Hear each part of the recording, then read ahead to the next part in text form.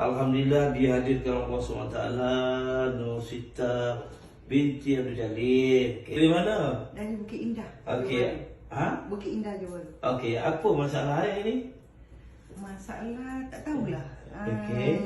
Nak dirungkai pun tak boleh nak dirungkai. Jadi Datuk cubalah buat rawatan. Tapi badan-badan sakit kat mana?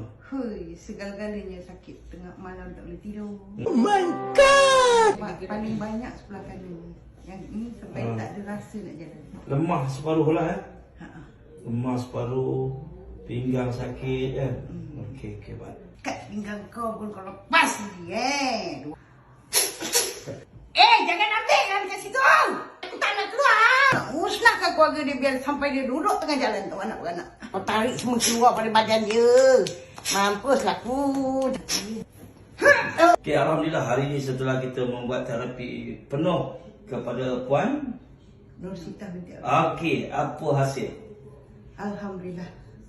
Daripada datang tu berat tu badan, balik ringan. Tak terkata terima kasih ya Allah. Rasa lega lah. Lega selega-leganya. Dengar CJN terapi sosial terbaik atau tidak? Terbaik.